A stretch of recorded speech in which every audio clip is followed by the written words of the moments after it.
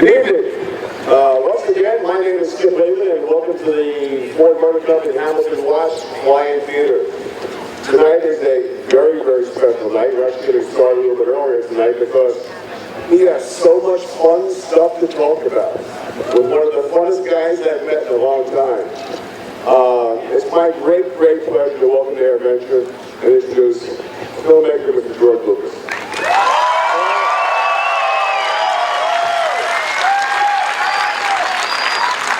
Okay, it's great to be here.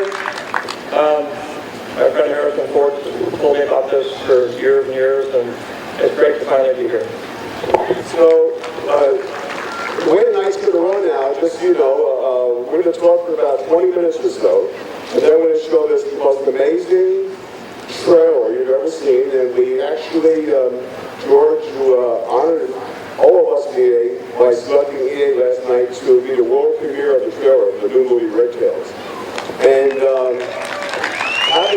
having been at EAA things and events for 20-some-odd years, never saw a reaction in a room that size. First it was dead silence while the trailer was playing, and then he got a standing ovation. So it's our kind of movie, it's our kind of trailer, and for George to select Oshkosh to premiere this trailer, and it went out on Yahoo this morning at 6 to stand? Yeah, it ended up on the website.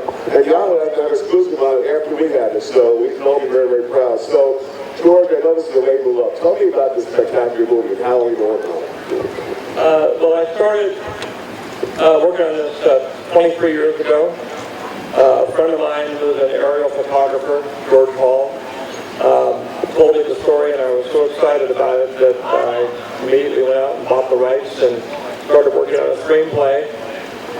The story was so fantastic, and the story of the Tuskegee Airmen is so rich, and there's so much to it, that it literally working, with a dozen writers over a period of 20 years, it was very difficult to come up with the right story, because I wanted to make basically an inspirational film for teenagers, and at the same time make a movie that was basically a dogfight movie.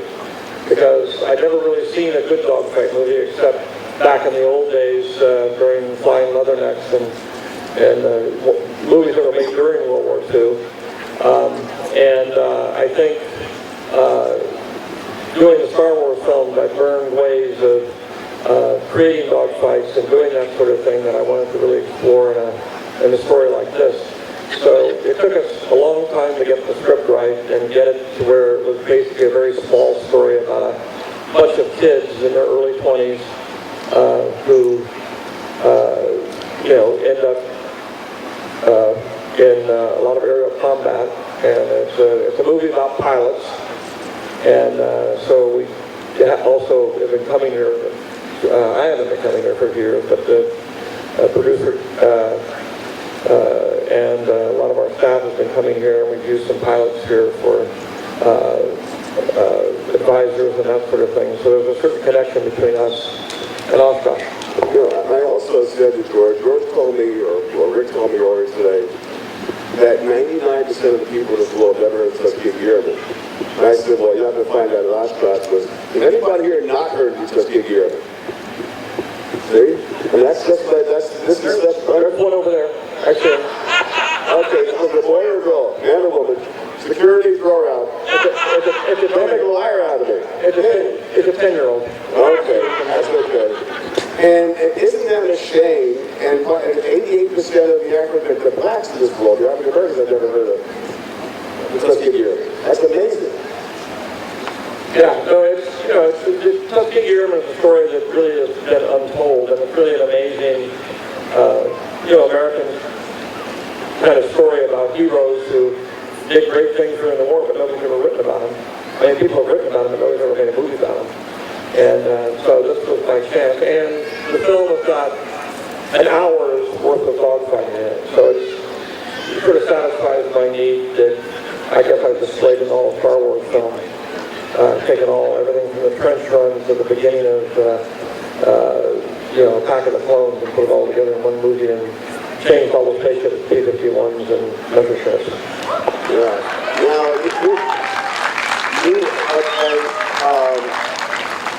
having seen the trailer several times myself. You're going to see some stuff tonight. And having flown a lot of these airplanes myself and being the insides and the outsides of them, you're going to see some stuff that's going to blow you away. I mean, I worked in the movie The Memphis Belle, and I've never seen aerial stuff like this before, ever. It's just like, when I saw it for the first 2 or 3 times, we were 3 o'clock in the morning in New York City with my 16-year-old daughter, we both got goosebumps, because she said, Dad, can I see it again? We saw it 3 times. Little did I know the sneaky son of a guns from Lucasfilm, some of those Mission Impossible things, they're like self-destruct after 3 viewings, so you can't show it to anybody else. But just spectacular stuff, and it's gotten better since then. So, you've had, you're like out there, you know, fighting with windmills to get this film seen, honestly. Tell us about that. But it was a tough film for me to get the right screenplay, and then it became a very tough film to shoot. It's a very low-budget film, but it certainly doesn't look like it. It's a film that, when we took it to all the studios, everybody said, well, World War II movies don't work. You know, you can't, you know, they're not financially successful. And so I decided to, you know, release it myself. We got some cooperation from 20th Century Fox, and I'm also bringing out the 3D version of Star Wars a month later. So we were able to leverage one against the other. You know, all the studios in town think I'm crazy. None of them think this is actually going to work, but I think there's a real thirst for good, old-fashioned American-style movies that are very patriotic and at the same time are about pilots. I think there's a lot of people that are interested in flying and that would like a movie like this and would like dogfighting as much as I do.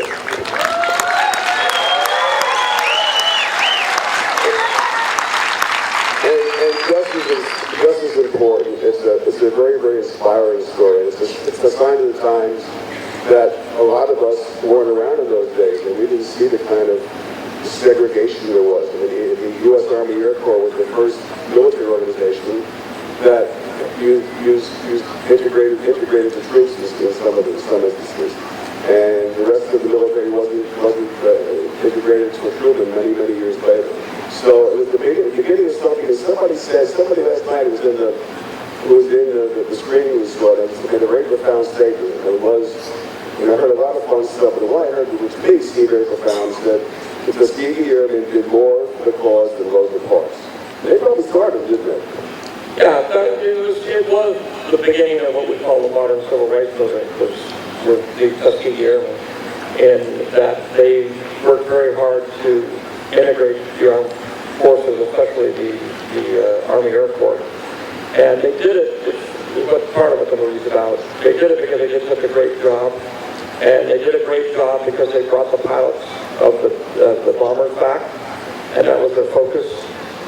They really had to give up a lot of glory and a lot of swastikas on their airplane in order to be sure that they got the pilots back alive. And they became so famous for that eventually all the bomber pilots wanted them to do escort for them. Whether or not they ever lost the plane or not, no one really knows. That the bomber pilots believed it, whether it was a superstition or a reality. The feeling was that if you had the red tails on your run, you weren't going to lose any planes to fighters. You might lose some to flak, but you certainly wouldn't lose any to Messerschmitts. And did they get a reputation with the Germans? Did the Germans eventually try to stay away from the bombers that they were guarding for the same reason? Did the Germans try to stay away from the red tails? The German airmen try to stay away because they had heard the same thing, how aggressive they were and everything else? Were the Germans more weary of them than the other fighter squadrons? No, I think, yeah, the thing is the Germans had a trick they used, which is to sort of draw off the fighters so that the fighters would go after the Messerschmitts. And the Red Tails, Benjamin Davis actually, said, you will not do that. You'll be court-martialed if you do that. If you go out and chase Messerschmitts, you're going to be out of the Air Corps as fast as you can think. And so they sucked near the bombers. And as a result, they didn't get as many kills, but they did get a lot of planes back. And, and so every one of those guys who sacrificed themselves for a box with 4 airplanes with 40 men in it. And imagine, imagine the feeling of a fighter pilot seeing the enemy airplanes there. And what's the fighter pilot? The fighter pilot shoot down enemy airplanes, and they stay there to protect the guys.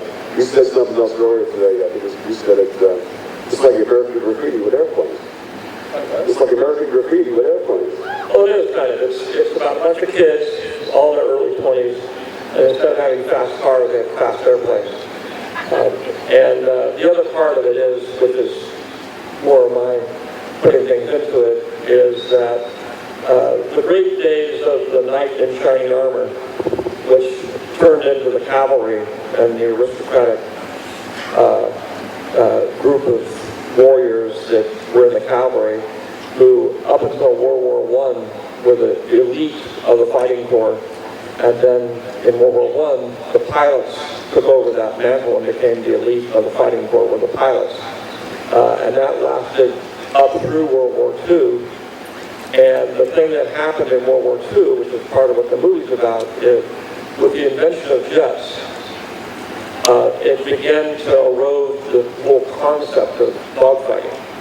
Because now, as you know, you sit in a plane and you see somebody 2,500 miles, you push a button and the rocket goes and blows them up. And that grew out of, in other words, like American graffiti, this was the last great war in which dogfighting was a real,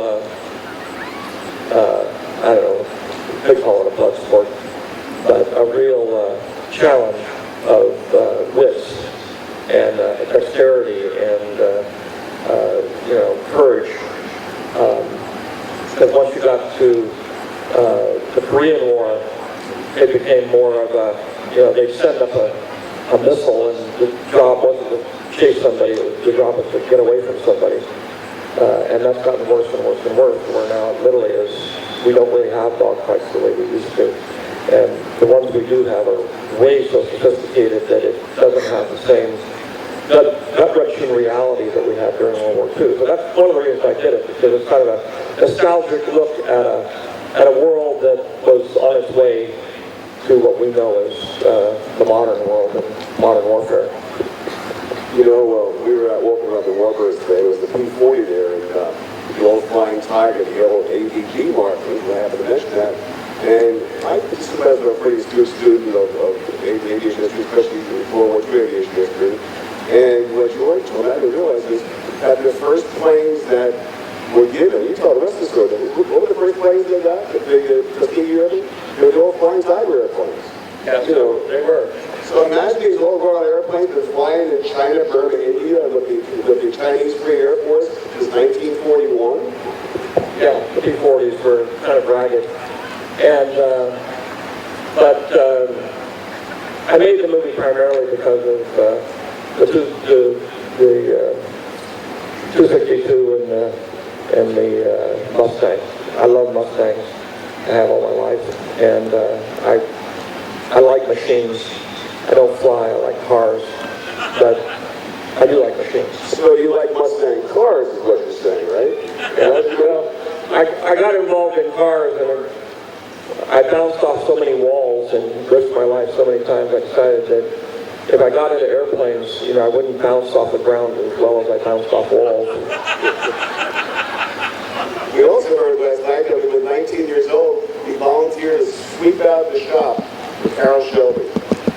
Yeah, Carol was at this other dinner last night, and it was great to see him, because that's where I started. I was a racing driver at that point, and my best friend was the manager of Cobra, and we built sort of an anti-factory team that we challenged the factory team with, and did pretty well at it. So, we've been talking about all this stuff, and I give you the film, I have all kinds of wonderful stories today about the Tuskegee Airmen. And this is just, you said, this is a small part. This is a small part of what they did. There's nothing, this is just like sort of the middle section of what they did. So do you think you might be another movie here, you think? What do you think? I mean, there's so much to talk about this. The issue was that one of the reasons it took me so long to come up with the screenplay, because every time we started, even though this was basically the movie I started out wanting to make, I said I want to make an inspirational movie for teenagers so they can realize that there's a history and there's more to life than sports and music, which is good. I have nothing against that. But at the same time, I wanted to broaden people's horizon that flying is a really exciting thing to do, and that all the pilots, obviously, for the movie were college graduates. They're really smart. They really went on to do amazingly great things, and to kind of broaden people's horizons, especially